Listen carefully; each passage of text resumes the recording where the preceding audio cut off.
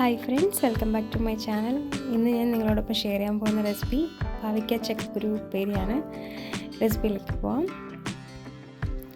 Pan നന്നായി ചൂടായതിനു ശേഷം 2 ടേബിൾ സ്പൂൺ ഓയിൽ ഒഴിച്ച് കൊടുക്കുക.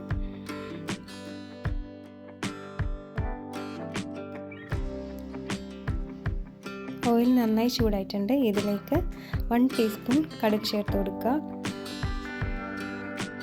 കടുകെല്ലാം നന്നായിട്ട് ഇപ്പോൾ പൊട്ടി വന്നിട്ടുണ്ട്. ഇതിലേക്ക് ഒരു മീഡിയം സൈസ് സവാള അരിഞ്ഞത് ആഡ് ചെയ്ത് കൊടുക്കാം. നന്നായിട്ടൊന്ന് മിക്സ് ചെയ്ത് കൊടുക്കാം. ഇതിലേക്ക് ഒരു തണ്ട് കറിവേപ്പില കൂടി ആഡ് ചെയ്ത് കൊടുക്കുന്നുണ്ട്.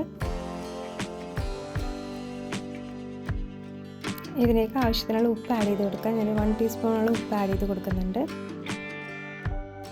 ഉള്ളിയെല്ലാം നന്നായിട്ട് മൂത്ത് വന്നിട്ടുണ്ട്. ഇതിലേക്ക് 1/4 ടീസ്പൂൺ മഞ്ഞൾപ്പൊടിയും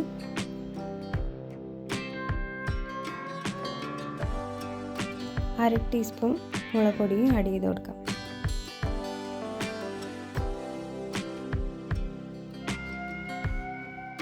നന്നായിട്ടൊന്ന് മിക്സ് ചെയ്ത് കൊടുക്കാം.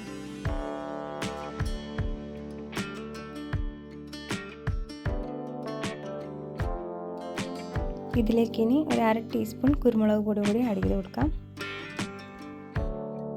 ചെറുതായിട്ടൊന്ന് മിക്സ് ചെയ്ത് കൊടുക്കുക. ശേഷം ഇതിലേക്ക് 2 ചെറിയ പാവയ്ക്ക അരിഞ്ഞതാണ് ആഡ് ചെയ്ത് കൊടുക്കാൻ പോകുന്നത്.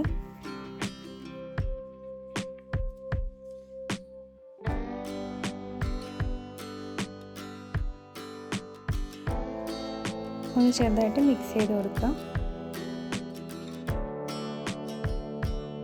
ഇനി ഇതിലേക്ക് വേവിച്ച് വെച്ചിരിക്കുന്ന ചക്കക്കുരു ആഡ് ചെയ്ത് കൊടുക്കാം. ഞാനിത് ഉപ്പും മഞ്ഞൾപ്പൊടിയും ഇട്ട് വേവിച്ചെടുത്തതാണ്.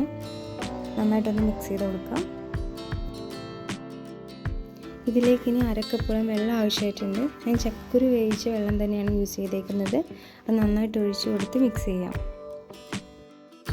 ഈ സമയത്ത് ഉപ്പ് നോക്കിയിട്ട് ആഡ് ചെയ്ത് കൊടുക്കാൻ വേണമെങ്കിൽ നന്നായിട്ട് അടച്ചു വെച്ചൊന്ന് വേവിച്ചെടുക്കാം.